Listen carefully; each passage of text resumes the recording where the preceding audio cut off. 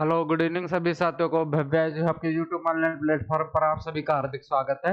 हम हमारे राजस्थान इतिहास की क्लासों का हमने प्रारंभ किया था और उसमें हम पढ़ रहे थे मेवाड़ का इतिहास। लास्ट लेक्चर में हमने महाराणा मोकल और महाराणा कुंभा के बारे में जाना।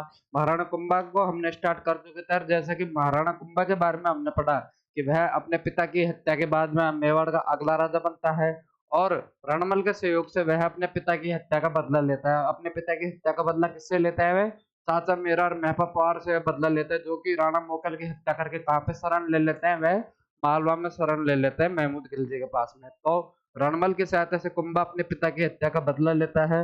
और जो एक थोड़ा फैक्ट मैं आपको बताना भूल गया, लेकिन किसी एग्जाम में पूछा गया था कि एक अभिलेख है, वह अभिलेख कौन सा है? पदराड़ा का अभिलेख। पदराड़ा अभिलेख या पदराड़ा इंस्क्रिप्शन, यह कौन से सन का यह अभिलेख है? तो ध्यान रखना है कि यह पदराड़ा का जो अभिलेख है यह सन 1433 ईस्वी का यह अभिलेख है। तो हमें किस बात की जानकारी देता है? कि यह हमें जानकारी देता है कि कैसे रणमल की सहायता से कुंभा अपने पिता की हत्या का बदला लेता है। तो जो कुंभा ने अपने जो पिता की हत्या का बदला लिया था, जिसकी जानकारी देने वाला कौन सा अभिलेख हमें मिलता है? तो वह अभिलेख हमें पदराड़ा का अभिलेख मिलता है। और कुंभा के बारे में जानकारी देने वाला, महाराणा कुंभा के बारे में जो जानकारी देने वाला जो पहला अभिलेख है, महाराणा कुंभा के बारे में जानकारी देने वाला भी यह पहला अभिलेख है। तो ये भी आपको ध्यान रखना है। एग्जाम का क्वेश्चन था कि महाराणा कुंभा के बारे में जानकारी देने वाला राजस्थान का अभिलेख सबसे सर्वप्रथम अभिलेख किसे माना जाता है? तो वह पदराड़ा अभिलेख को माना जाता है। आगे हमने पढ़ा कि उसके बाद में महमूद खिलजी के साथ में महाराणा कुंभा का क्या हो रहा है? संघर्ष हो रहा है। किसके लेकर? साम्राज्य की महत्वाकांक्षा। और महमूद खिलजी ने किसको शरण दी है? राणा मोकल के हत्यारों को शरण दी है। इसलिए कुंभा का संघर्ष किसके साथ में होता है? महमूद खिलजी के साथ में होता है। अब हमने कल पढ़ा कि सारंगपुर का युद्ध 1437 ईस्वी में महाराणा कुंभा और महमूद खिलजी के बीच में होता है। जिसको कौन जीतता है? महाराणा कुंभा। वह युद्ध जीत जाता है और उस जीत की याद में क्या बनवाता है? चित्तौड़ में विक्ट्री टावरी और विजय स्तंभ का निर्माण करवाता है। अब चूंकि कुंभा एक बहुत ही महत्वाकांक्षी राजा था, वह अपनी सीमा का विस्तार करना चाहता था। वह अपने सीमावर्ती जो राज्य है और एक बड़ी रियासत उस समय उत्तरी भारत की, वह कौन थी? मालवा, जिसके साथ में कुंभा का संघर्ष होता है। अब कुंभा अपने आसपास की छोटी रियासतों पर भी हस्तक्षेप करने लगा। उनके मामलों में भी वह दखल देने लगा। क्यों? क्योंकि कुंभा की सीधी सी रणनीति थी कि मैं मेवाड़ की सीमाओं का और अधिक विस्तार करूं। कोई भी राजा अगर वह महत्वाकांक्षी होगा तो उसकी सबसे बड़ी कोशिश क्या रहेगी? कि वह अपने राज्य का विस्तार करे और ज्यादा से ज्यादा क्षेत्रों को जीतकर अपने राज्य में शामिल करे। तो इसीलिए कुंभा भी ये इसी रणनीति पर कार्य करता था। और वह जो अपने आसपास की जितनी भी रियासतें थी, उनके राजनीतिक या प्रशासनिक मामलों में कुंभा हस्तक्षेप देने लगा था। वैसे ही राजस्थान की एक रियासत थी नागौर। नागौर का उत्तराधिकार संघर्ष यहाँ पे देखते हैं कि नागौर में उस समय जो राजा थे उनका नाम था फिरोज खां। जब हमने राणा मोकल पढ़ा, राणा मोकल को पढ़ते टाइम भी हमने देखा था कि रामपुरा का युद्ध किस किस के बीच में? मोकल और फिरोज खां के बीच में हुआ था। तो ये भाई फिरोज खां है, इनकी डेथ हो जाती है। इनकी डेथ कब हो जाती है? 1456 ईस्वी में। 1456 ईस्वी में इनकी डेथ हो जाती है। अब यहाँ पे उत्तराधिकार के लिए संघर्ष, क्योंकि राजा की अगर मृत्यु होती है तो उसके बाद में अगला राजा कौन बनेगा? राजा का पुत्र। तो इनका जो पुत्र था उसका नाम था शम्स खां। फिरोज खां के पुत्र का नाम था शम्स खां। तो रूल के मुताबिक अगला राजा कौन? अगला राजा कौन है? शम्स खां। लेकिन फिरोज खां का एक भाई था जिसका नाम था मुजाहिद खां। फिरोज खां के भाई का क्या नाम है? मुजाहिद खां। तो फिरोज खां की मृत्यु के बाद में अगला राजा उसका पुत्र ना बनकर कौन बन जाता है?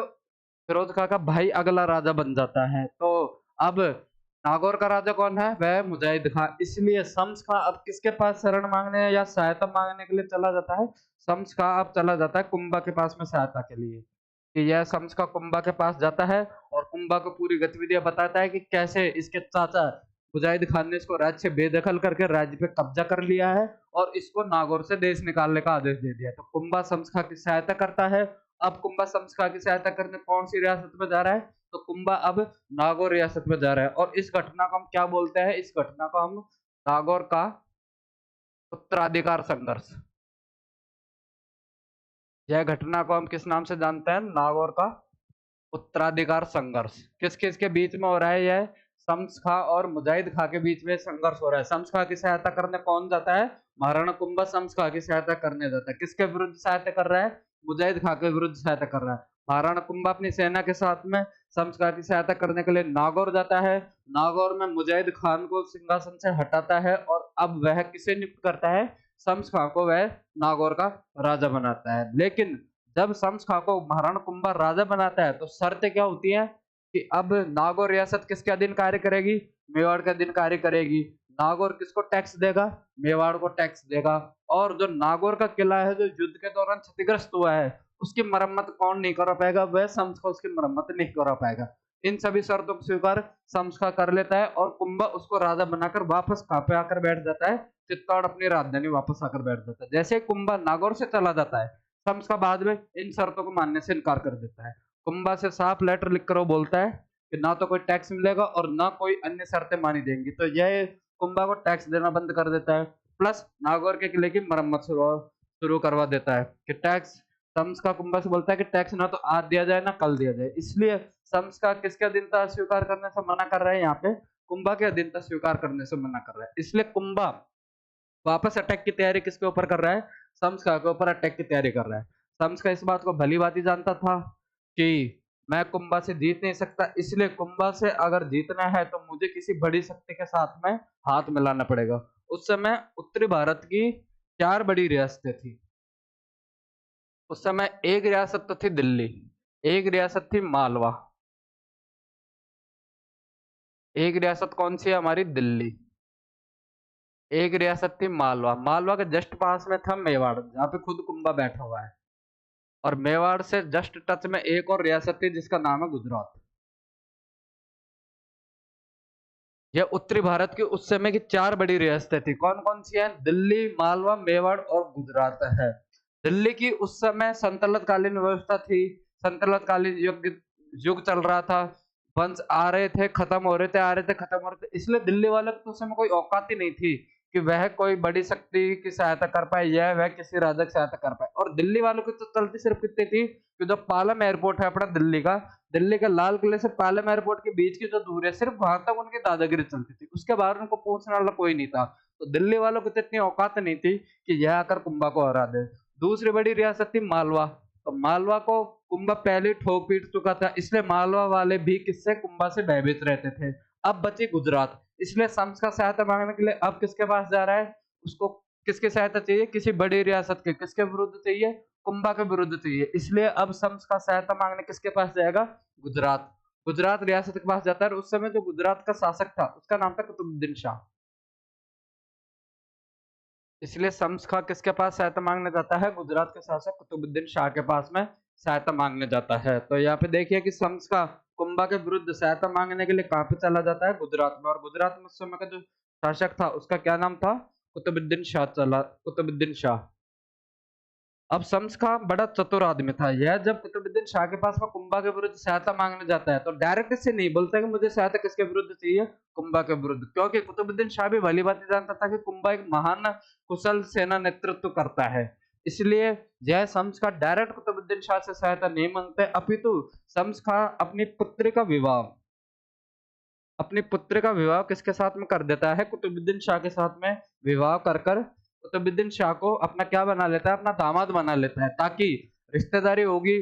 जैसा कि नॉर्मली अपने घरों में होता है कि किसी रिश्तेदार पर मुसीबत आती है तो दूसरा रिश्तेदार उसकी सहायता करने अवश्य जाता है। इसलिए शम्स का पहले कुतुबुद्दीन शाह से क्या कर रहा है? रिश्तेदारी कर रहा है। कैसे? अपनी पुत्री का विवाह किसके साथ में करवाकर? कुतुबुद्दीन शाह के साथ में अपनी पुत्री का विवाह करवाकर। जैसे विवाह शम्स का अपनी पुत्री का कुतुबुद्दीन शाह के साथ करवाता है, कुतुबुद्दीन शाह शम्स खां से पूछता है कि और बताइए आपका कैसे आना होगा? पुत्र का विवाह आपने चलो करवा दिया। कुतुबुद्दीन शाह भले उस समय उम्र दरा था लेकिन विवाह करने के लिए तो उसने कभी मना भी नहीं करी। तो इसने बहुत सी रियासतों के राजाओं की बेटियों के साथ में विवाह किया था। तो शम्स खां से जैसे कुतुबुद्दीन शाह उसके आने का कारण पूछता है तो शम्स खां वहां पे जोर जोर से कुतुबुद्दीन शाह के सामने रोए और उसे बोले कि मुझे कुंभा परेशान कर रहा है और मैं, क्योंकि मेरी रियासत छोटी है, मैं कुंभा से जीत नहीं सकता, इसलिए मुझे आपके सहयोग की आवश्यकता है। अब कुतुबुद्दीन शाह उस समय एक उत्तरी भारत की बड़ी रियासत का मालिक, इसलिए और ये खुद क्या है, कुंभा की शक्तियों से भयभीत था और ये नहीं चाहता था कि इसके अलावा भी कोई और बड़ी शक्ति उभरे। इसलिए कुतुबुद्दीन शाह किसके ऊपर अब अटैक कर रहा है, संत खां की सहायता के लिए वह कुंभा के ऊपर अटैक करने के लिए चला जाता है। तो ध्यान रखना है कि अब मेवाड़ पर कौन आक्रमण कर रहा है, मेवाड़ पर नागौर प्लस गुजरात की संयुक्त सेना किसके ऊपर आक्रमण कर रही है, वह मेवाड़ के ऊपर आक्रमण कर रही है। लेकिन इस बार भी इनकी पार नहीं पड़ती और कुंभा इनको ढंग से ठोक पीट कर बजाकर वापस भेज देता है। यानी कि गुजरात और नागौर की संयुक्त सेना को अब इस बार कौन हरा रहा है, कुंभा हरा रहा है। तो आपने देखा होगा कि जो बड़ी रियासतें उत्तरी भारत की थी कि मेवाड़ और मालवा के बीच में तो पहले कौन सा युद्ध हो जाता है, सारंगपुर का, जिसमें मालवा को पूरी तरह से हराकर कौन भेज देता है, कुंभा भेज देता है। दूसरा, अब नागौर के चक्कर में अब कौन पिट के जा रहा है, नागौर के चक्कर में अब गुजरात भी पिट के जा रहा है। यानी कि मेवाड़ का पंगा अब उत्तरी भारत की दो बड़ी रियासतें कौन सी, गुजरात और मालवा के साथ में मेवाड़ का पंगा हो चुका है। लेकिन महाराणा कुंभा इन दोनों रियासतों को हरा देता है। अब इस नागौर युद्ध के बाद में जैसे ही कुतुबुद्दीन शाह नागौर युद्ध में हारने के बाद में कुतुबुद्दीन शाह वापस कहाँ पे चला जाता है, वापस अपने जैसे ही गुजरात की सीमा के पास में जाता है तो एक चंपानेर नामक स्थान है जो मध्य प्रदेश में पड़ता है। वहां पर इसकी मुलाकात किससे होती है, महमूद खिलजी, जो कि उस समय मालवा का शासक था, जिसको पहले कौन पीट कर भेजता है, कुंभा इसको पहले पीट कर भेजता है सारंगपुर के युद्ध में। इसकी मुलाकात यहाँ पर गुजरात के जो कुतुबुद्दीन शाह है, इसकी मुलाकात किसके साथ में होती है, महमूद खिलजी के साथ में होती है। महमूद खिलजी से मजे लेता है, कुतुबुद्दीन शाह से मजे लेता है कि और जनाब कहाँ से आ रहे हो। तो कुतुबुद्दीन शाह बोलता है कि मैं भी वहीं से पिट कर आ रहा हूँ जहाँ से कभी आज से 15 साल पहले तू पिट कर आया था। अब जैसा कि पता है कि दोस्त का दोस्त अपना भी दोस्त होता है और दोस्त का दुश्मन तो जिसमें सबसे खतरनाक होता है कि जिनका दुश्मन अगर एक हो तो उनकी दोस्ती गहरी हो जाती है। यहाँ पर गुजरात वाले और मालवा वालों का दुश्मन एक कौन है, कुंभा। इसलिए यह दोनों कौन, गुजरात के कुतुबुद्दीन शाह और मालवा के महमूद खिलजी आपस में संधि करते हैं। और क्या उद्देश्य के साथ में संधि करते हैं, कुंभा को हराने के उद्देश्य के साथ में और मेवाड़ राज्य को जीतकर उसको आधा आधा बांटने के उद्देश्य से ये दोनों हाथ मिलाते हैं और दोनों का एक फिक्स टारगेट रहता है, वह रहता है कुंभा को हराना। तो ध्यान रखना है, उसको हम पढ़ते हैं इतिहास में चंपानेर की संधि। यह कब हो रही है चंपानेर की संधि और किन किन के बीच में हो रही है, तो ध्यान रखना है कि चंपानेर की संधि कुतुबुद्दीन शाह गुजरात का शासक,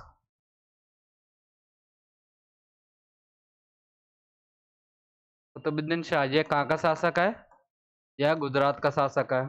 और प्लस कौन, महमूद खिलजी, जो कि मालवा का सुल्तान है।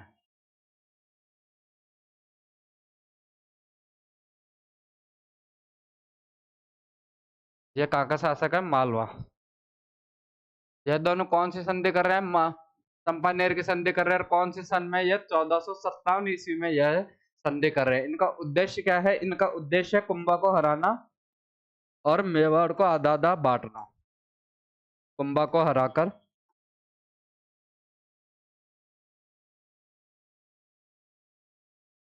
मेवाड़ राज्य को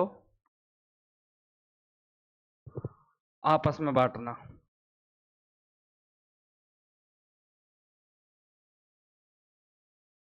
यह इनका उद्देश्य है। और यह संधि किस नाम से जानी जाती है, तो यह संधि चांपानेर की संधि के नाम से जानी जाती है, जो कि कब होती है, 1457 ईस्वी में। किस किस के बीच में, कुतुबुद्दीन शाह और महमूद खिलजी के बीच में यह संधि होती है, जिसका ऑब्जेक्ट या फिर हम बात करें कि टारगेट इस संधि का क्या था, तो कुंभा को परास्त करना और मेवाड़ को जीतकर आपस में बांटना, यह इसका उद्देश्य था। अब चंपानेर की संधि करने के बाद में गुजरात और मालवा दोनों की संयुक्त सेना मिलकर अब किसके ऊपर हमला कर रही है, कि आपको ध्यान रखना है, किसके ऊपर हमला कर रही है, वह कुंभा के ऊपर हमला कर रही है। इस युद्ध को किस नाम से जाना जाता है, बदनौर, बदनौर का युद्ध। चंपानेर की संधि के बाद में यह युद्ध होता है, बदनौर का युद्ध। डेट आपको ध्यान रखनी है, कौन सी सन में होता है, 1457 ईस्वी का यह युद्ध होता है। और किस किस के बीच में होता है, आपको यह भी ध्यान रखना है कि महाराणा कुंभा यानी कि सीधा सा है मेवाड़, मेवाड़ का उस समय का शासक कौन है, राणा कुंभा, वर्सेज गुजरात और प्लस मालवा के संयुक्त सेना के बीच में यह युद्ध होता है। कौन सा युद्ध है ये, यह बदनौर का युद्ध है जो कि कब होता है 1457 ईस्वी में होता है। और एक मिनट थोड़ा यह है कि यह 1456 ईस्वी में यह संधि होती है। यह आपको थोड़ा फैक्ट ध्यान रखना है कि कौन सी सन में चंपानेर की संधि होती है, तो ध्यान रखना है 1456 ईस्वी में यह संधि होती है। और जो बदनौर का युद्ध होता है वह कौन से सन में, तो 1457 ईस्वी में। किस किस के बीच में, मेवाड़ का शासक कौन है, राणा कुंभा, और गुजरात और मालवा की संयुक्त सेनाओं के बीच में यह युद्ध होता है। मालवा और गुजरात की सेनाओं के बीच में यह युद्ध होता है। लेकिन इस पर जब कुंभा के ऊपर अटैक किया जाता है, किसके द्वारा, गुजरात और मालवा की सेना के द्वारा जब अटैक किया जाता है, तो दो तरफा आक्रमण होता है, ना कि एक साथ सामने से आक्रमण किया जाता है। कि जैसा कि मैंने आपको बताया था कि बिल्कुल मालवा, जैसे कि ये अपना राजस्थान है, या मालवा कहाँ पे पड़ता है, एमपी में। तो बिल्कुल मेवाड़ के इस साइड से तो कौन आक्रमण कर रहा है, मेवाड़ के बगल में से कौन आक्रमण कर रहा है, कि मालवा मेवाड़ के ऊपर आक्रमण कर रहा है। और ये गुजरात थोड़ा नीचे वाले टच में था, गुजरात मेवाड़ से थोड़े नीचे वाले टच में था। कि आप राजस्थान के मानचित्र में देखते हो, आप देखते हो कि राजस्थान से जस्ट नीचे कौन सा स्टेट आता है, अपना गुजरात है। तो गुजरात नीचे वाले निचले हिस्से से मेवाड़ पर आक्रमण कर रहा है, यानी कि दो तरफा आक्रमण कहां से किया जा रहा है, दो तरफा आक्रमण किया जा रहा है अब मेवाड़ के ऊपर में। कौन से युद्ध की बात कर रहे हैं हम, बदनौर के युद्ध की हम बात कर रहे हैं। लेकिन कुंभा इन दोनों को इस बार वापस ढंग से हरा देता है। कि एक बार तो मालवा को पहले हरा चुका, नागौर संघर्ष में गुजरात को भी हरा देता है, और बदनौर के युद्ध में इस बार दोनों को पकड़ के मारता है। और दोनों को पकड़कर मारकर दोनों को इतनी बुरी तरह पराजित करता है कि ये अपने चप्पल हाथ में लेकर दूर दूर तक भागते हुए नजर आते हैं। तो आपको ध्यान रखना है कि कुंभा ने जो उत्तरी भारत के उस समय की दो बड़ी रियासतें, कौन सी, मालवा और गुजरात, इनको अपने शासनकाल में दो दो बार हरा है। कौन कौन से, सारंगपुर युद्ध, नागौर का उत्तराधिकार संघर्ष, और कौन सा है, बदनौर का युद्ध है। इनको दो तीन बार हरा देता है। अब थोड़ी और आगे बात करते हैं कि जब कुंभा का विवाद, ये यहाँ पे मेवाड़ है,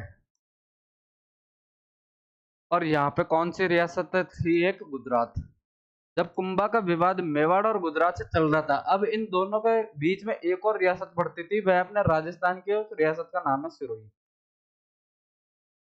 सिरोही माउंट आबू वाला इलाका। और उस समय सिरोही पे कौन शासन कर रहा है, सहसमल देवड़ा। सिरोही पर उस समय शासन कौन कर रहा है, सहसमल देवड़ा।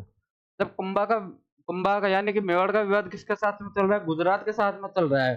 तो क्या करता था कि कुंभा एक महत्वाकांक्षी राजा था, या गुजरात को हरा देता है, और साथ में आसपास की रियासतों पर भी कुंभा अपना अधिकार जमाना चाहता है। इसलिए कुंभा अब कहां पर, सिरोही के ये जो हिस्से हैं, आस पड़ोस के हिस्से, जो कि किससे टच है, मेवाड़ से हिस्से हैं, कुंभा इन हिस्सों को दबा लेता है। इसलिए अब कुंभा से परेशान कौन है, कुंभा से वह सहसमल देवड़ा परेशान है। क्यों, क्योंकि कुंभा इसके कुछ क्षेत्रों पर जो कि मेवाड़ से टच हैं, उन क्षेत्र पर कुंभा क्या कर रहा है, अधिकार कर रहा है। और सहसमल देवड़ा को डर यह है कि कुंभा की शक्ति दिनों दिन बढ़ती जा रही है, और किसी न किसी दिन ये वापस सिरोही धमकेगा और मुझे बुरी तरह कूटेगा, जैसे किसी टाइम महमूद खिलजी कूटा था। इसलिए सहसमल देवड़ा अब अपनी रक्षा किससे चाहता था, तो सहसमल देवड़ा अपनी रक्षा कुंभा से, यानी कि मेवाड़ के खिलाफ भी सहसमल देवड़ा को सहायता थी। जब नागौर युद्ध के समय कुतुबुद्दीन शाह मेवाड़ पर आक्रमण कर रहा था, और यह जब चंपानेर की संधि के बाद में आक्रमण किया था कुंभा के ऊपर, तो सहसमल देवड़ा को लगा कि अब मालवा और गुजरात एक साथ मिलकर कुंभा को हरा ही देंगे। अगर मैं इनके साथ में हाथ मिला लूं, किसके साथ में, कुतुबुद्दीन शाह और महमूद खिलजी से हाथ मिला लूं, तो मेरी भी सुरक्षा कुंभा से हो जाएगी, कुंभा को तो मार ही देंगे, तो मुझे कुंभा का भय नहीं है। और अगर मैं इनसे दोस्ती कर लूंगा, तो कल को ये मुझे परेशान भी नहीं करेंगे। इसी रणनीति से सहसमल देवड़ा बदनौर के युद्ध में किसकी सहायता करता है, कुतुबुद्दीन शाह की। यानी कि यह मेवाड़ आने के लिए किसको रास्ता दे रहा है, कुतुबुद्दीन शाह को सहसमल देवड़ा रास्ता दे देता है। कौन से युद्ध में, बदनौर के युद्ध में। तब बदनौर का युद्ध जीतने के बाद में कुंभा पूछता है अपने सैनिकों से कि जब गुजरात की सेना मेवाड़ आ रही थी, तो बीच में चाय नाश्ते का प्रबंध किसने किया था, तो उसको बताते हैं कि बीच में चाय नाश्ते का प्रबंध यानी कि सहायता कौन देता है, उसको सहसमल देवड़ा देता है। इसलिए अब कुंभा किस पर अटैक कर रहा है, तो कुंभा यानी कि मेवाड़ का आक्रमण अब किसके ऊपर होता है, सुरई के ऊपर होता है, और वह सुरई को भी क्या कर लेता है, जीत लेता है। तो आपको ध्यान रखना है कि सबसे पहले हमने बात की थी सारंगपुर युद्ध की, वह कब होता है, कुंभा के बारे में ज्यादातर अगर युद्धों से रिलेटेड क्वेश्चन पूछे जाएंगे, तो ये जो मैं डायग्राम बना रहा हूँ इसी से अंदर आपसे क्वेश्चन पूछे जाएंगे। सारंगपुर का युद्ध कब होता है, 1437 ईस्वी में होता है। किसके खिलाफ होता है, मालवा के खिलाफ होता है। मालवा का सुल्तान कौन है, उस समय मालवा का सुल्तान है महमूद खिलजी, जिसमें कौन जीतता है, कुंभा भी वह युद्ध जीतता है। महमूद खिलजी है। किसके विरुद्ध होता है? वर्सेज, यहाँ पे आपको लिखना है मेवाड़। कब होता है यह? सारंगपुर युद्ध 1437 ईस्वी। दूसरा कौन सा युद्ध होता है? नागौर। नागौर का उत्तराधिकार संघर्ष। नागौर में इस समय कौन बैठा होता है? शम्स। इसकी सहायता करने कौन आते हैं? गुजरात। गुजरात का शासक कौन है? कुतुबुद्दीन शाह। गुजरात का शासक कौन है? कुतुबुद्दीन शाह। किसके खिलाफ ये संघर्ष करते हैं? वही अपना मेवाड़। इसमें भी कौन जीतता है? मेवाड़ जीतता है। अगला हमने पढ़ा था कौन सी संधि होती है इनके साथ में? नागौर संघर्ष के बाद में गुजरात और मालवा में कौन सी? चंपानेर की संधि होती है। उसके बाद में कौन सा युद्ध होता है? बदनौर। बदनौर युद्ध यह कौन सी सन में होता है? तो यह 1457 ईस्वी का यह युद्ध होता है। किस किस के बीच में होता है? गुजरात प्लस मालवा की संयुक्त सेना किसके विरुद्ध युद्ध कर रही है? यह मेवाड़ के विरुद्ध युद्ध कर रही है। इसमें भी कौन जीतता है? तो इसमें भी कुंभा जीतता है। आप इसका स्क्रीनशॉट ले सकते हो।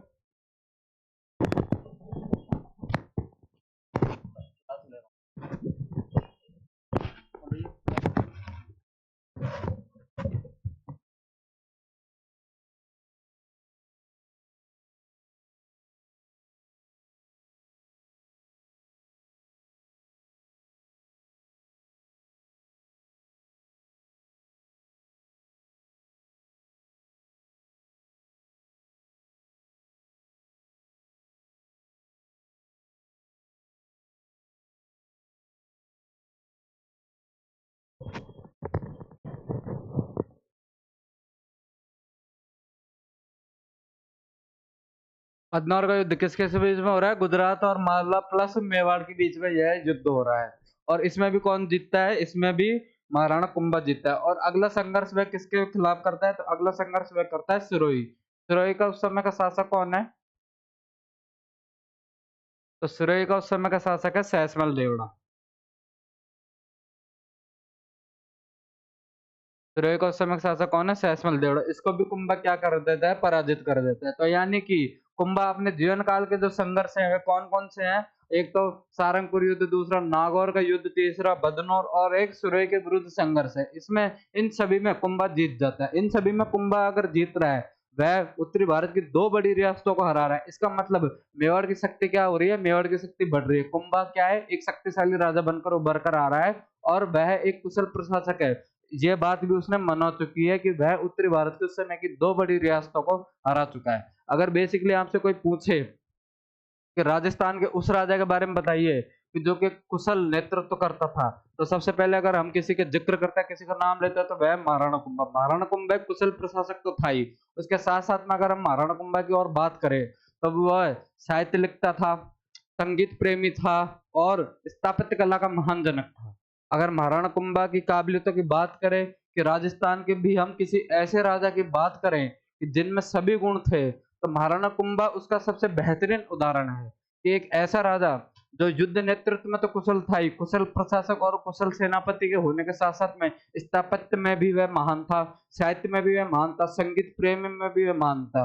महाराणा कुंभा जिसके बारे में कहा जाता है कि मेवाड़ में स्थापत्य कला, मेवाड़ी नहीं, हम बात करें कि राजस्थान में अगर किसी को स्थापत्य कला का जनक माना जाता है तो वह किन्हें माना जाता है? महाराणा कुंभा को। अगर साहित्य की बात करें तो महाराणा कुंभा ने अनगिनत किताबें लिखी हैं, और तो और जो भूतकाल में जो किताबें लिखी जा सकती थी उनका भी ट्रांसलेशन महाराणा कुंभा ने अपने शासनकाल में करवाया था। संगीत की बात करें तो एक खुद वीणा बजाते थे, इसलिए हमें इनकी एक उपाधि क्या मिलती है? वीणा वादन परिणयन, हमें इनकी एक उपाधि मिलती है। तो हमारे राजस्थान के एकमात्र ऐसे राजा हुए हैं महाराणा कुंभा जिनमें सभी गुण हम बोल सकते हैं कि किसी राजा के बारे में पढ़ेंगे तो उसके बारे में मोटे मोटे तौर पर हम क्या पढ़ सकते हैं? उसकी राजनीतिक गतिविधियां, उसने क्या स्थापित करवाए थे या फिर उसमें क्या गुण थे। लेकिन हम जब पढ़ेंगे महाराणा कुंभा अपने आप में बड़ा इसलिए हो जाता है क्योंकि महाराणा कुंभा में ऑल इन वन यानी कि सभी गुण थे। कि महाराणा कुंभा में स्थापत्य भी इन्होंने, स्थापत्य के कार्य भी इन्होंने बहुत करे, इसलिए स्थापत्य पढ़ने में भी हमें इनका समय लगेगा। इन्होंने बहुत सारे युद्ध भी अपने साथ जीवन काल में लड़े हैं, इन्होंने किताबें भी बहुत सारी लिखी है और ये संगीत प्रेमी में बहुत सारे थे। तो आगे हम चर्चा करते हैं कि अभी हमने क्या बात करी महाराणा कुंभा के बारे में, सिर्फ पॉलिटिकल बातें करी हम। अब आगे हम चर्चा करेंगे कि महाराणा कुंभा के स्थापत्य की क्या है। तो आगे का जो अगला टॉपिक है वह है हमारे महाराणा कुंभा का स्थापत्य कला, स्थापत्य। और महाराणा कुंभा को तो क्या कहा जाता है? महाराणा कुंभा को तो राजस्थान स्थापत्य कला का जनक भी कहा जाता है। महाराणा कुंभा को क्या कहा जाता है? तो इनको राजस्थान स्थापत्य कला का जनक।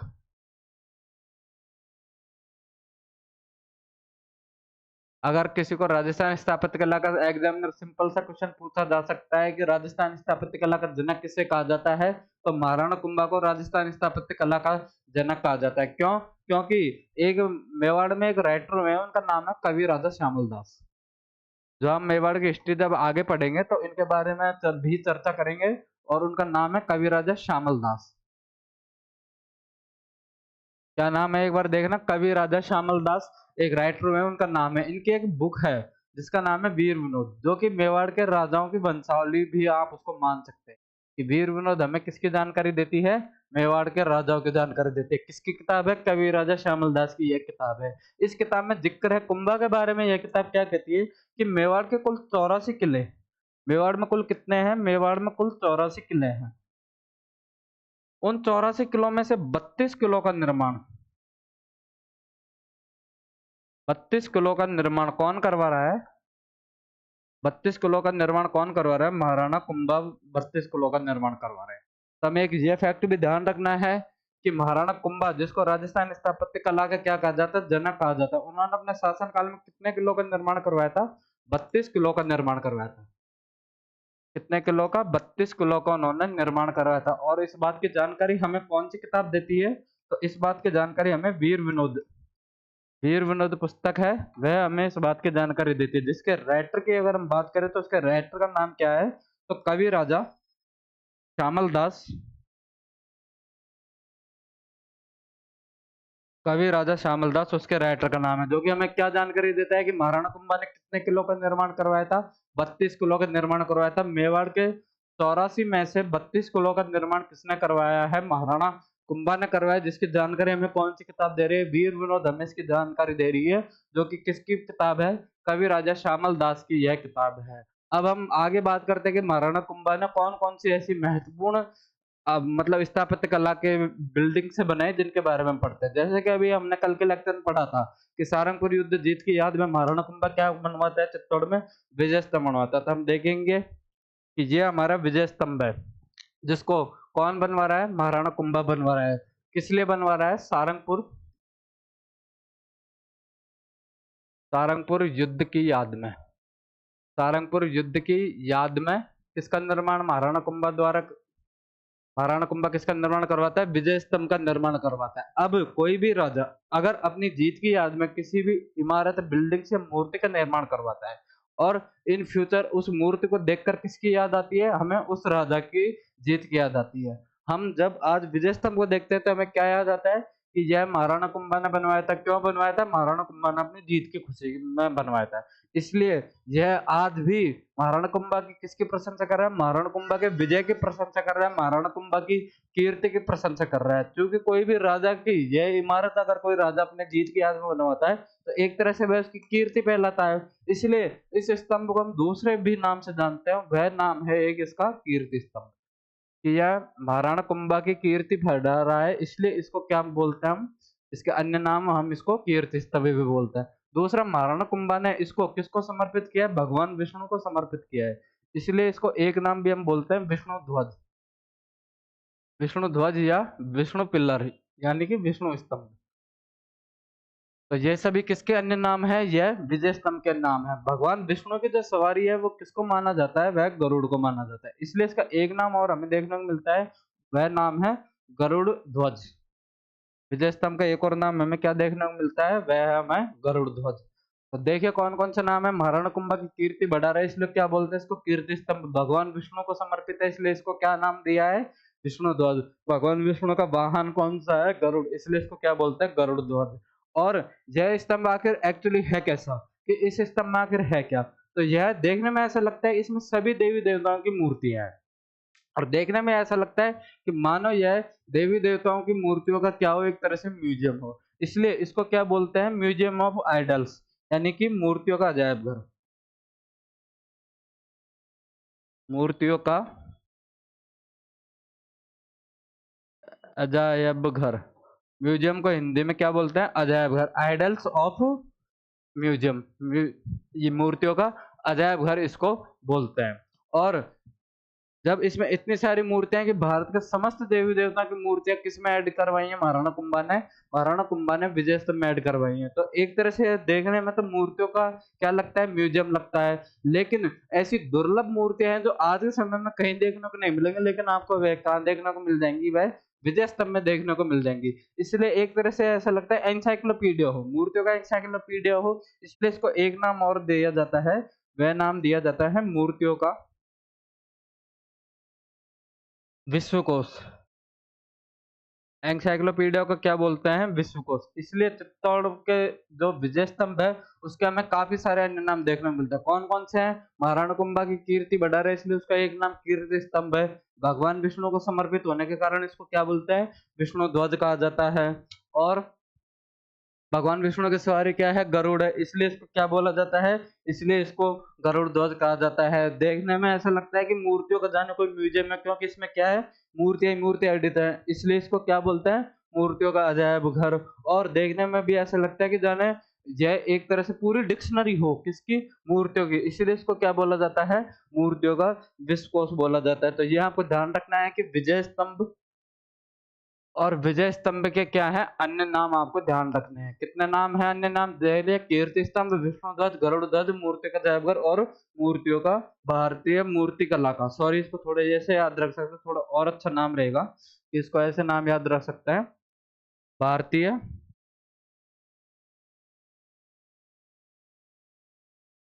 मूर्ति कला का विश्वकोश। क्योंकि इसमें ज्यादातर मूर्ति कौन सी हैं? सभी भारत के आर्किटेक्ट को दिखाती हैं। अब यह जो विजय स्तंभ का निर्माण जो महाराणा कुंभा करवाता है, ये एक्चुअली है कैसा? तो ध्यान रखना है कि जो विजय स्तंभ है यह एक 9 मंजिला इमारत है। कितनी मंजिला इमारत है? ये 9 मंजिला इमारत है। और इसकी जो 8वीं मंजिल है, कौन सी मंजिल है? 8वीं मंजिल है। इस पर कोई भी मूर्ति नहीं है। 8वीं मंजिल पर कोई मूर्ति नहीं है। तो आपको ये भी ध्यान रखना है कि विजय स्तंभ में भले ही इसको मूर्तियों का अजायब घर, भले ही इसको भारतीय मूर्ति कला का विश्वकोश बोलता है, इसका मतलब ये नहीं कि इसकी हर मंजिल पर मूर्ति हो। यह एक 9 मंजिल इमारत है जिसकी 8वीं मंजिल है उस पर कोई मूर्ति नहीं है। और जो इसकी 5वीं मंजिल है, कौन सी मंजिल है? इसकी 5वीं मंजिल है, उस पर 4 मूर्तियां हैं। 4 मूर्तियां किनकी? 4 मूर्तियां हैं वे इनके वास्तुकारों की मूर्ति। तो ध्यान रखना है कि विजय स्तंभ के वास्तुकारों की मूर्ति कौन सी मंजिल पर है? तो 5वीं मंजिल पर है। तो वास्तुकारों की मूर्ति कौन सी मंजिल पर लगी हुई है? विजय स्तंभ के वास्तुकारों की मूर्ति वह 5वीं मंजिल पर लगी हुई है। और अगर हम बात करें कि इसके वास्तुकार कौन थे, तो यह पिता पुत्र की जोड़ी थी। तो जैता, जो कि किसका नाम है? इनके पिताजी का नाम है। और इसके 3 पुत्र थे। 3 पुत्र कौन कौन से हैं? नापा, एक का नाम था पोमा और एक पुत्र का नाम था पुंजा। यह 4 पिता पुत्र की जोड़ी हैं जिनको क्या बोला जाता है? यह कौन थे? विजय स्तंभ के वास्तुकार थे। तो आपको विजय स्तंभ के वास्तुकारों के नाम ध्यान रखने हैं। नाम क्या क्या है? जैता, नापा, पोमा और पुंजा, जो कि क्या थे? पिता पुत्र थे। जैता जी हैं वह इनके पिता थे, बाकी तीनों क्या है? पुत्र हैं। और यह क्या थे? विजय स्तंभ के वास्तुकार थे, जिनकी मूर्ति कौन सी मंजिल में लगी हुई है? तो 5वीं मंजिल में इनकी मूर्ति लगी हुई है। और विजय स्तंभ की जो तीसरी मंजिल है, विजय स्तंभ की तीसरी मंजिल में एक शब्द लिखा हुआ है, वह शब्द है अल्लाह। विजय स्तंभ की तीसरी मंजिल में कौन सा शब्द लिखा हुआ है? तो अल्लाह शब्द लिखा हुआ है। यह शब्द क्यों लिखा हुआ है और स्पेशली कौन सी लैंग्वेज में लिखा हुआ है? अरबी भाषा में। अरबी भाषा में कौन सा शब्द लिखा हुआ है? अल्लाह लिखा हुआ है। और कितनी बार लिखा हुआ है? 9 बार। 9 बार अरबी भाषा में कौन सा शब्द लिखा हुआ है? अल्लाह शब्द लिखा हुआ है। इस शब्द को लिखवाने के पीछे का रीजन क्या है? क्योंकि पहले मध्यकाल में क्या होता था कि कोई भी शत्रु अगर किसी राज्य को जीत लेता था तो सबसे पहले क्या काम करता था? मंदिरों को तोड़ना, ऐसी चीजों को तोड़ना जो उस राज्य की या उस वंश की विजय गाथा का वर्णन करे। विजय स्तंभ को तो बनाया इसलिए था क्योंकि यह मेवाड़ की कीर्ति दूर दूर तक फैला, इसलिए कोई भी भारी आक्रमणकारी, और स्पेशली ये काम करते कौन थे? मुस्लिम आक्रमणकारी ये काम करते थे, इसलिए विजय स्तंभ को कोई चोट ना पहुंचाए, इसलिए उसकी तीसरी मंजिल पर क्या शब्द लिखवा रहा है महाराणा कुंभा?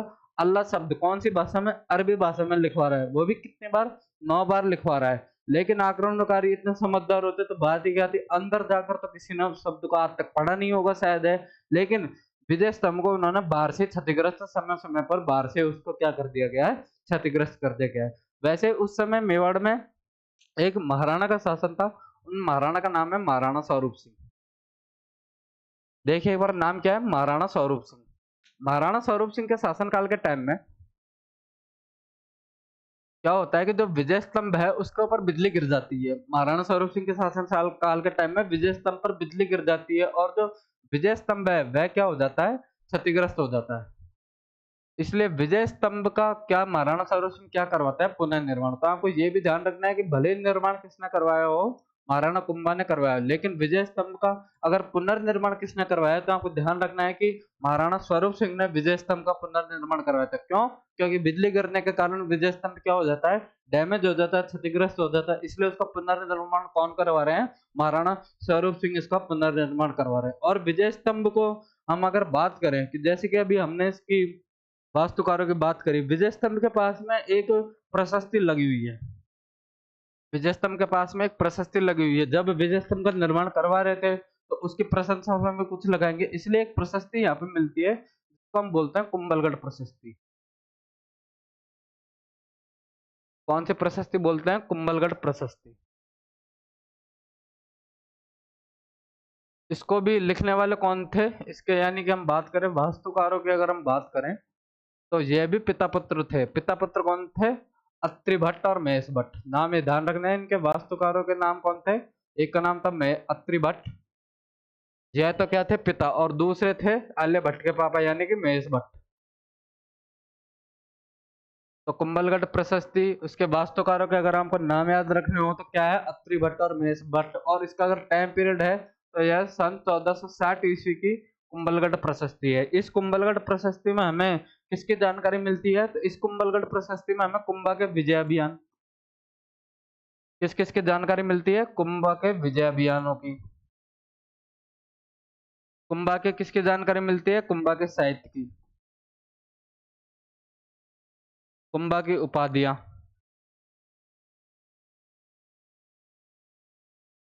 और हमें किसकी जानकारी मिलती है? मेवाड़ वंशावली।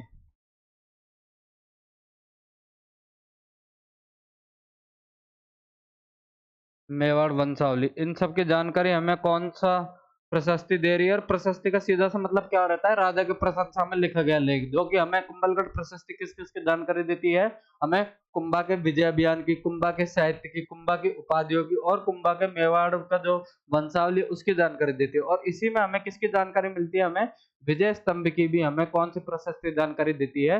विजय स्तंभ की भी जानकारी हमें कुंभलगढ़ प्रशस्ति देती है। तो ये भी ध्यान रखना है कि विजय स्तंभ से रिलेटेड कौन सी प्रशस्ति है, तो वह कुंभलगढ़ प्रशस्ति है। अब थोड़ी एक बात और कीजिए कि जैसा कि मैंने अभी आपको बताया था कि जो विजय स्तंभ है किसकी याद में बनवाया गया था? कुंभा ने अपनी जीत की याद में बनवाया था। लेकिन बाद में समय के साथ में इस विजय स्तंभ का महत्व बढ़ता गया था।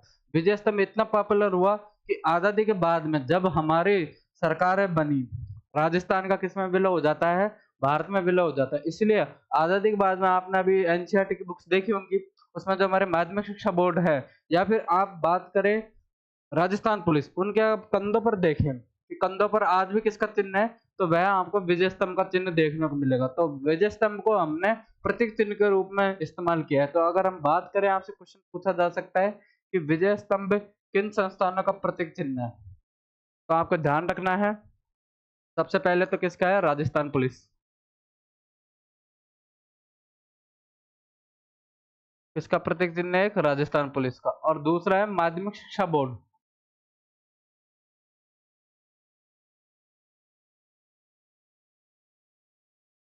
माध्यमिक शिक्षा बोर्ड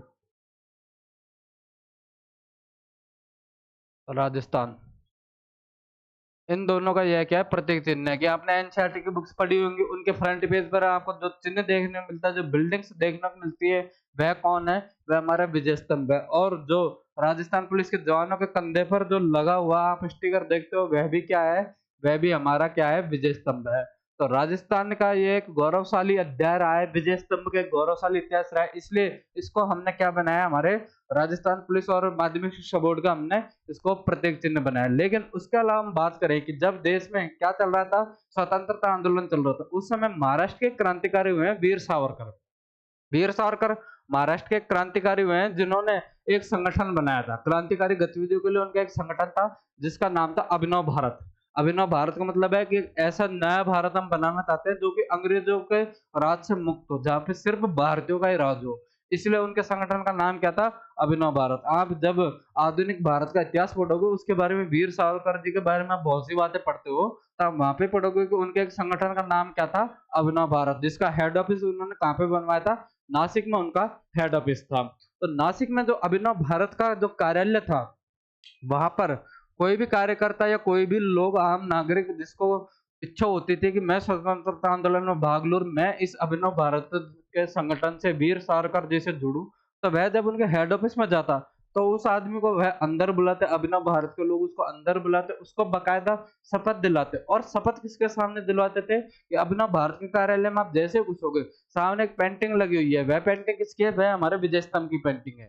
कि जैसे उसको बकायदा शपथ दिलाते कि जैसे महाराणा कुंभा की जीत की याद में और जीत की शान में यह जो विजय स्तंभ है, वैसे तुम भी इस विजय स्तंभ की तरह खड़े रहोगे, हमारे लिए तन मन धन से आप सहयोग करोगे। तो अभिनव भारत जैसा संगठन जो कहाँ का है, महाराष्ट्र का संगठन है। और जो तो उस समय राजस्थान, जो कि उस समय ब्रिटिश इंडिया का हिस्सा तक नहीं था, उस समय राजस्थान की एक बिल्डिंग, राजस्थान के एक राजा जो कि क्रांतिकारियों का प्रेरणा स्रोत बना हुआ है, वह कौन है, महाराणा कुंभा, और उनके द्वारा बनाया गया विजय स्तंभ है। तो आपको ये भी ध्यान रखना है कि जो अभिनव भारत संगठन है उसका भी प्रतीक चिन्ह क्या रहा है, विजय स्तंभ रहा है। और अभिनव भारत किसका संगठन है, अभिनव भारत वीर सावरकर का, जो कि महाराष्ट्र के हैं, वीर सावरकर का संगठन रहा है, जिसका प्रतीक चिन्ह क्या है, विजय स्तंभ को इन्होंने प्रतीक चिन्ह बनाया था। आपसे पूछा जाएगा, सिंपल एग्जाम में क्वेश्चन पूछा जाएगा कि विजय स्तंभ किन किन संस्थानों का प्रतीक चिन्ह रहा है, तीनों में से आपको कोई भी नाम दे देगा, या फिर ये तीनों नाम देकर चौथा ऑप्शन दे देगा उपरोक्त सभी। तो आपको ध्यान रखना है, राजस्थान पुलिस, माध्यमिक शिक्षा बोर्ड राजस्थान और अभिनव भारत, इन तीनों का प्रतीक चिन्ह क्या रहा है, विजय स्तंभ रहा है। और विजय स्तंभ इतना पॉपुलर था कि इसके ऊपर क्या है कि यह राजस्थान की फर्स्ट इमारत, राजस्थान की ये पहली इमारत है जिसके ऊपर क्या जारी हो चुका है, डाक टिकट। हालांकि बहुत सी ऐसी इमारतें हैं जिनके ऊपर राजस्थान में डाक टिकट जारी हुआ है, लेकिन पहली इमारत अगर आपसे पूछी जाए तो वह कौन सी है, तो आपको ध्यान रखना है कि विजय स्तंभ राजस्थान की वह पहली इमारत है जिसके ऊपर क्या जारी किया जा चुका है, डाक टिकट जारी किया जा चुका है। और अगर कब किया गया है, क्यों किया गया है, ये आपको याद दे रखना है, लेकिन बस इतना याद रखो कि राजस्थान की फर्स्ट इमारत कौन सी है जिसके ऊपर डाक टिकट जारी किया जा चुका है, तो वह है हमारा विजय स्तंभ है। अब थोड़ी सी और बात करते हैं कि जैसे कि मैंने पढ़ा कि चित्तौड़ में एक 9 मंजिला इमारत है, चित्तौड़ में एक 9 मंजिला इमारत है जिसको हम किस नाम से जानते हैं, जिसको हम विजय स्तंभ के नाम से जानते हैं, जिसका निर्माण कौन करवा रहे हैं, राणा कुंभा जिसका निर्माण करवा रहे हैं। कब करवा रहे हैं, तो आपको ये थोड़ा टाइम पीरियड भी ध्यान रखना है कि 1240 से 48 के बीच में इसका निर्माण हुआ है, यानी कि सीधा सा हम कह सकते हैं 15वीं सदी में, 15वीं सदी में इसका निर्माण हो रहा है। यह किसको समर्पित की गई है, विष्णु जी को यह समर्पित की गई है, इसलिए इसको क्या नाम बोलते हैं, विष्णु स्तंभ इसको बोलते हैं। और बाकी के हमने अन्य नाम पढ़े थे, जैसे कीर्ति स्तंभ भी इसको बोलते हैं, गरुड़ ध्वज, भारतीय मूर्ति कला का विश्वकोश वगैरह भी ये नाम पढ़े थे। लेकिन यह कौन से भगवान को समर्पित है, हमें ये याद रखना है, तो यह भगवान विष्णु को समर्पित करना है। ठीक उसी चित्तौड़ में एक और इमारत है जो कि कितनी मंजिला है, वह 7 मंजिला इमारत है, वह 7 मंजिला एक चित्तौड़ में एक और एज इट इज, जो कि बिल्कुल ऐसे लगते हैं देखने पे कि वह विजय स्तंभ की तरह लगते हैं, लेकिन कंफ्यूजन बहुत से लोग हो जाते हैं, इस 7 मंजिला इमारत को विजय स्तंभ समझ लेते हैं। और इस इमारत का नाम भी अगर देखा जाए तो इस इमारत का क्या नाम है, कीर्ति स्तंभ। इस इमारत का नाम भी क्या है, कीर्ति स्तंभ। और विजय स्तंभ को भी हम दूसरा क्या नाम से बोलते हैं, कीर्ति स्तंभ के नाम से बोलते हैं। लेकिन विजय स्तंभ कितने मंजिल का है, 9 मंजिला। और यह बिल्डिंग कितने मंजिल की है, 7 मंजिल की है। इसका निर्माण किसके समय में होता है, तो इसका निर्माण राणा कुमार सिंह, महाराणा कुमार सिंह के शासनकाल में इसका निर्माण होता है। कौन करवाता है, महाराणा कुमार सिंह में तो एक जैन व्यापारी, जैनों में एक बघेरवाल समुदाय है, उसका एक व्यापारी है जिसका नाम है जीजाशाह बघेरवाल। एक व्यापारी है, जैन व्यापारी, जिसका क्या नाम है, जीजाशाह बघेरवाल। वह इसका निर्माण करवाते हैं। सॉरी, थोड़ा आपको ये भी ध्यान रखना है कि यह 1240 नहीं, यह 1440 है। 1440 से 48 के बीच में। तो हाँ, हम बात कर रहे थे कीर्ति स्तंभ की, जिसका निर्माण कौन करवा रहे हैं, जीजा शाह बघेरवाल उसका निर्माण करवा रहे हैं। और कौन सी सदी में करवा रहे हैं, यह 12वीं सदी में, 12वीं सदी में इस बिल्डिंग का निर्माण करवा रहे हैं। और यह किसको समर्पित है, अब चूंकि यह जीजा शाह बघेरवाल कौन से समुदाय से, जैन समुदाय से। जैन समुदाय में, जैनों में 24 भगवान हुए हैं। और जो उनके पहले भगवान है उनको क्या बोलते हैं, ऋषभ देव जी उनका नाम है। लेकिन उनको बोलते क्या है, तो पहले का मतलब आदि, भगवान का मतलब नाथ, इसलिए ऋषभ देव जी को दूसरे किस नाम से जानते हैं, उनको आदिनाथ के नाम से जानते हैं। इसलिए इसको क्या नाम है, इसका अन्य नाम, इसको आदिनाथ स्तंभ भी बोलता है। तो आपको ध्यान रखना है कि कीर्ति स्तंभ मेवाड़ में एक नहीं, दो दो हैं। एक कौन सा है, जो विजय स्तंभ है, जिसका उपनाम क्या है, कीर्ति स्तंभ है। कौन बनवाता है, राणा कुंभा। कब बनवाता है, 15वीं सदी में बनवाता है। और एक कीर्ति स्तंभ और दूसरा है, जो कि उसके समय का है, राणा कुमार सिंह का है। कौन सी सदी का है, 12वीं सदी का है। कौन बनवा रहा है, जीजा शाह बघेरवाल बनवा रहा है। लेकिन थोड़ा सा इसमें याद रखना है कि ये कितने मंजिल का है, 7 मंजिला इमारत है। और यह कितनी मंजिला इमारत है, 9 मंजिला इमारत है। विजय स्तंभ महाराणा कुंभा वाला किसको समर्पित है, भगवान विष्णु को। और कीर्ति स्तंभ वह किसको समर्पित है, भगवान आदिनाथ यानी कि जैनिज्म को यह समर्पित है। तो इन दोनों में स्टूडेंटों को बहुत कंफ्यूजन होता है, तो कंफ्यूज नहीं होना है। विजय स्तंभ का निर्माण कौन करवा रहा है, महाराणा कुंभा 15वीं सदी में करवा रहा है। और कीर्ति स्तंभ का निर्माण कौन करवा रहा है, जीजा शाह बघेरवाल कुमार सिंह के शासन काल में इसका निर्माण करवा रहा है, 12वीं सदी में इसका निर्माण करवा रहा है। तो इन चीजों का आपको ध्यान रखना है कि सबसे ज्यादा कंफ्यूजिंग फैक्ट अगर कोई है, तो आज की क्लास का सबसे ज्यादा कंफ्यूजिंग फैक्ट यही है। तो आपको थोड़ा बस इसको थोड़ा समझने में ऐसे आसानी रहेगी। तो आपको ये डायग्राम आप भले ही अपनी कॉपी में बता लीजिए और इसको अच्छे से याद कीजिए। धन्यवाद आज का आप सभी का क्लास में जुड़ने के लिए। कल की क्लास में हम और कुंभा के बारे में, उनके स्थापत्य की और थोड़ी अधिक जानकारी लेंगे। धन्यवाद आप सभी।